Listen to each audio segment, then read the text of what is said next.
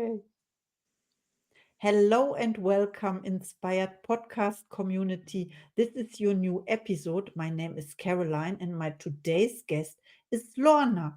And we met through social media on Facebook, I suppose, or I remember the day. And I want to present Lorna to you a little bit.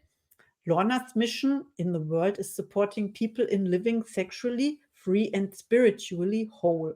As a sex and spirit alchemist of the feminine led life, an intuitive energy healer, story unweaver, somatic sexologist, bondage, you must help me with that name, trainer, and award winning speaker, Lorna is creating safe and sacred spaces, catalyzing potent transformations in the lives of people and leading them home through the feminine led life so they can feel at home in their bodies, live sexually empowered and alive, and experience the freedom to express and be who they truly are. That sounds fantastic.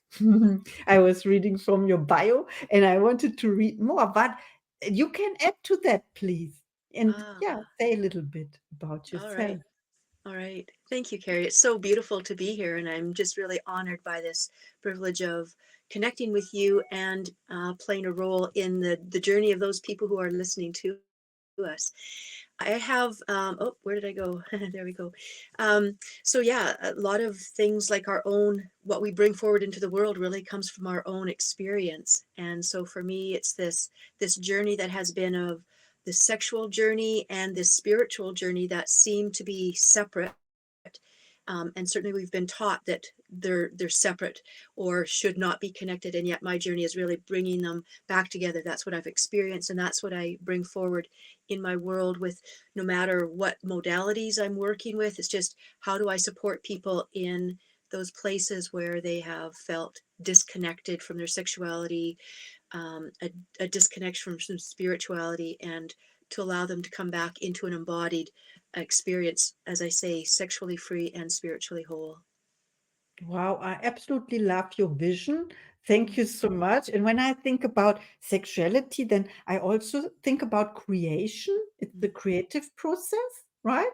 Can one say this? Very true, very true. And exactly, we come from sex being that creative aspect of Mhm. when we think about, two bodies coming together making more. And I also look at it as this that sex is that portal from spirit into the human experience. So it's really about bringing things into this zero point, if you will, for this beautiful human experience that we're in. And so very Wow. creative. Yes. Oh, thank you so much. I'd like to expand on that or know more. And Sure. yeah, let me ask you, what inspires you? Hmm. Well, I grew up in a beautiful home, a religious home, and I was this idea of being save yourself for marriage. At some point, I took that in not just a matter of, oh, save myself for marriage, but at some level, it sunk in that, oh, therefore, my body, my sexuality are not mine. And so it had no connection to my body, to my sexuality. And it became this place where this beautiful man of 30 years of marriage, where I was still very disconnected. I remember 5 years into the marriage, he said, why don't you find out what makes you feel good so you can tell me? Because I just did not know. And I say I'm a fast learner, but it took me 20 years to start that journey, because in the meanwhile I was raising our daughters, and going in to be a school teacher, then teaching energy work. And then I began in my own journey. Once the girls were out of the home, it felt time to, okay, it's time to start exploring, who am I? And that's where I had this, um, through some different retreats that I took, some training, some classes, was able to acknowledge I am a sexual erotic being. And from there, it became just a natural thing, from my own midlife sexual awakening, to take my love of teaching and my gift of teaching into the sexual erotic realm of things. And as I say, then it became this journey as I followed my own path of the sexuality thing, journey and path, and that embodiment, coming back into this realization that what we feel is actually spirit, is that energy of spirit. So that's where it wasn't just about feeling a physical body, but knowing, that's the energy, that's that life force energy that we are. So it's been this incredible journey of creating these experiences and safe, sacred spaces for people to have these transformational experiences of feeling in beyond the thought. Because as I talk, we've been taught to look outside of ourselves for permission, for authority, for power, for partner, for pleasure. And so this journey of, no, let's come back home. Let's come back home, and being able to feel what's happening in our body is actually that way of tapping into that erotic life force energy. There's a quote that Audre Lorde has. It's been really central for my experience. She says, we tend to think of the erotic as a quick, tantalizing sexual experience, arousal. I speak of the erotic as that deepest life force energy that moves us in a fundamental way. And so, as I support people, and I'm just going to breathe that in, because it's something that's just so deep. Yes. And as I have lived from that place, living from the inside out, uh, looking at those places where I have had this sense of power being outside of me, just to be able to feel it and come back in, and watching things as I shift on the inside, shifting on the outside. And that's the experiences I get to create people as well in my through my work of letting people come back home to themselves and feel empowered, embodied, because it's all right there right now. We've just been Things have just been masked, right, in terms of what we have thought who we are. So that's a part of my journey. And what I've come to experience as well is through my work as a somatic sexologist. And also my journey led me to this world that I had at some point thought, oh, this is so dark and evil. And what I've come to recognize is where the darkest shadows are is where the greatest gold is, where's the treasure. And it was through my work as a pro dom, actually, this recognition and this domination and submission came into this place of this dark night of the soul, this surrender into not only an experience in the human experience, but also that surrendering into the realization of who we are as spiritual beings. So it's been this amazing journey. And when I talk about the feminine led life, sometimes people will think about, oh, it's about females being in charge. And that can play a role because we're used to being looking at, oh, there's a dichotomy, there's females and there's males. But it's kind of like, no, here we are, let's all come back home, because it's all within. And so the feminine led life is the spirit led life. And sometimes it shows up in a female led life, until we come back into a deeper realization that, number one, spirit is the energy and feminine, and masculine is form. So no matter what body we're in, we are actually, that's the masculine part of me. No matter what shape it is, it's the spirit that moves us, that's so feminine. So we're already integrated, and it's about coming into this awareness. So I get to support people in that connection to themselves sexually, erotically, and into their human divine experience. Wow, that sounds so great and interesting. I want to know more now. And what I didn't know this, or yeah, about the body and the spirit, and it fits perfectly to the title of the podcast as well, inspired. So it is the feminine part, the spirit, you said, but we have all, everyone has the both sides, right? The masculine Mhm. and the feminine. And I was studying a little bit about the conscious and subconscious mind, of course, and how they are related. There is one famous book, but I don't remember the name now. Yeah. It speaks, I heard it for the first time. Okay, this is interesting. And my next question is, who Yes. inspires you? Maybe you have some authors or mentors you can I do share. indeed. I do Mhm. indeed. Thank you. Certainly my parents, through their expressions of love. I remember my grandma as well, at 13 years of age, standing at the kitchen sink as she was teaching me how to wash dishes. And she said, when you get to the pots and the pans, she said, you wash the inside first. By the time you get to the outside, it's already been taken care of. And at the time, I thought that was talking about pots and pans, but realizing no, it had nothing to do with that. So, wisdom at the kitchen sink. Some of my great mentors are Joseph Kramer, who is the founder of Sexological Bodywork. It's a professional training that within that container is where I had my midlife sexual awakening, and I went on then to be the founder of Sexological Bodywork Canada. I worked with that organization for a few years teaching the professional training. So certainly he is a mentor and a guide along the way. I also have um, Scott Killaby. He talks about awareness of what's happening in the body awakens us not only to the awareness of the life around us, but to the realization that we are life itself.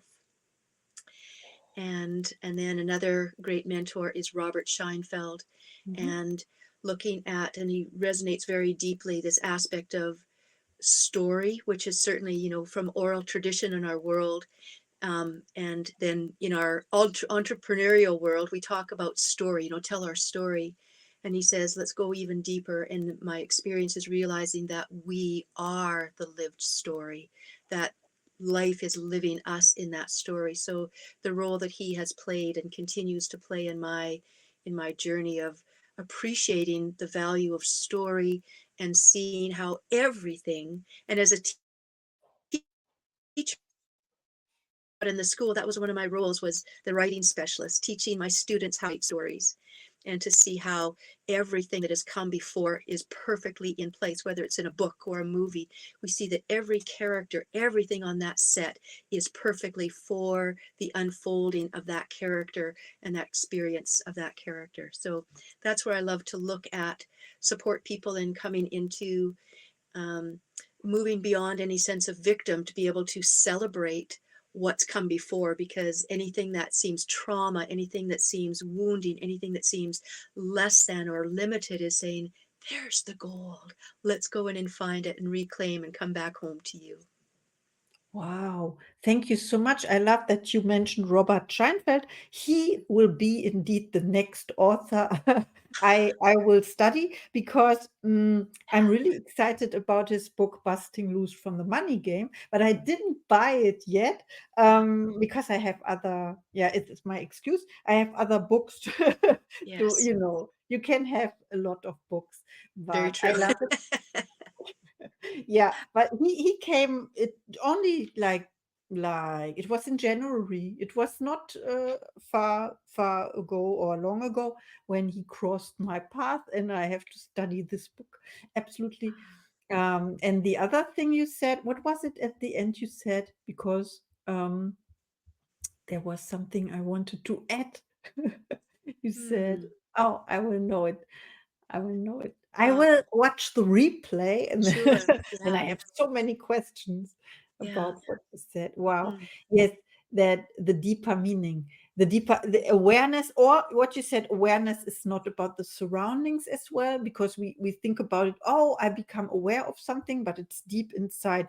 It's the knowing, or the recognition that you are awareness. We are all one awareness. And this is so amazing. Yes, this I read it in the book, by the way, if you want to know the greatest secret, not the secret, the greatest secret Yeah. from Rhonda Byrne. It was Okay. published 2020. Yeah, and this was also new for me in December, I think. Yeah, in December I came Wonderful. across that book, and the greatest secret is that we are all awareness. Wow, we are awareness. Yes, this is so amazing. Okay, my next question is, how do you inspire other people? I tend to sometimes just by being me. I've since early childhood, even people seem to see there's something there, and so I think there's that aspect of just being me, which Mm, often when we're truly who we are, it does inspire other people. Another way that I do inspire people is um, offering other perspectives, be able to, can we shift our perspective and look at things from another way. And I would say perhaps one of the greatest ways that I can inspire other people is by being a mirror and pointing them back to who they are, so that it's not them looking out to me as an authority, but I get to mirror back and inspire them to the life that they are and the potential that is there within them, so that they can live their greatest lives, their greatest joy and pleasures. And sometimes when we talk about pleasure, we think of sexual pleasures. I'm talking about that greatest pleasure of just existing and being in this amazing experience. Yes, it sounds great. The word pleasure, as English is not my mother language, so I'm playing with words all the time, or discovering the meanings behind it. What would you say when I say the word bliss instead of pleasure? Hmm. It's not what you Hmm. yeah. Yeah. Mhm. And that's a great question, Yeah. Carolyn. Thank you, Caroline. It's actually interesting is in a conversation recently, I said it's actually not a word that I use very often. Very seldom have I. And bliss to me, um, as I feel into the energy, and it might be different for somebody else, but there's this sense of an outward, like as if it's outside of me.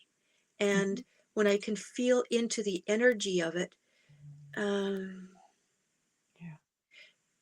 that there's a settledness, there's a peacefulness to the sense of bliss. And it's not necessarily about fireworks and all of that, but there's just the bliss of a deep peace of presence that comes. Yes. I understand. Thank Ah, you so much. Okay, and what are your gifts and talents? my gifts and talents. Hmm. Hmm. Being present, listening, to be able to tune into um, the feeling state of things and supporting people in embracing embracing who they are and what's showing up for them. Yeah, I think those are some of the ones that come up right away, is holding space. I'm really great at, one of my gifts is really holding space for people, to be in their experience, to feel safe, held, and heard. Yes. Yeah, I understand. Hold the space and that they feel safe Mm, to go through processes, or also to have confidence to share with you or to ask questions, mhm. maybe? Yeah, very true. Because when we talk about sexuality, it's a very intimate Mm. thing. There's so much shame around it in our cultures these days, and so to be able to support people in taking off that shroud of shame, the shroud of should, the shroud of shouldn't, and just to be seen and celebrated for who they are. Mhm.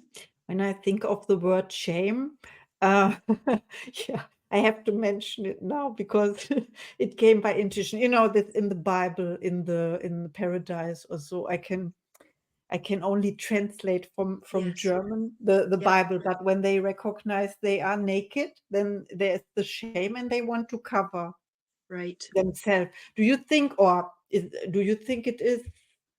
it has the meaning, or it comes from that, or Mm. yeah, what That's a I great want to question. know. That's a really wonderful question. Thank Yeah. you. My work, very much from my own experience, has talked about mirrors. And Mhm. when we look in the mirror in the morning, whether for hair, makeup, clothes, whatever, is we're actually seeing the opposite. We're seeing the opposite of what is. So when I and my private Facebook group for women is called Reclaiming Eden, and Wow. I talk about, we're actually looking at that story as a mirror, where the offering of the apple, which an apple is an aphrodisiac, so it's tapping into that sexual erotic energy right away. So this idea of offering the apple and somehow that shut things down, it's kind of like, no, that's actually where it is, where feminine spirit, female, says, here we go, let's tap into this sexual creative energy that we are, and let things flow from there. So I see the story of Mhm. the reclaim of the Garden of Eden, and the shame is actually, that's where we said, let's look in the mirror and live things opposite to what is, because our sexuality is, we come from sexuality. Why would it be shameful? And so let's look in the mirror and appreciate that we've lived the opposite. And now we're coming back forward, coming back home into the realization that, oh no, this is all good. This is all pure. This is all divine. Oh, thank you so much. I never heard this before. It gives a whole new perspective. I look at things now differently, and I will watch the replay and play the recording for get the whole message that you shared. Thank you so much. Okay, I have the last question, of Okay. course. When people reach out to you after listening to this episode, and they will, I know it because it's so interesting. I will. Um, do you have a special offer for the Inspired podcast community? I do. People can contact me. I have a gift. It's called a 6 benefits to being sexually connected to your body, and one powerful exercise to support you in that. They can send me their email, and then I will send that to them so that they can access that gift and to be able to support people. So that would be wonderful. And they can contact me through my Facebook page. So Lorna Gale, and I'm located in British Columbia, Canada, and you'll see my picture there. And then also lorna@lornagale.com is an email address. Oh, thank you so much for mentioning it is important. I will also put it in the show notes that Sure. people can click on your link, and please contact Lorna, get Mhm. connected. This podcast is all about networking and connecting people. If it speaks to you, then connect, please connect. And yeah, thank you so much for this interview. It was amazing. You're welcome. Thank you. Wonderful. Thank you so much, Caroline, for connecting and for this beautiful opportunity. Thank you. And see you in the next episode.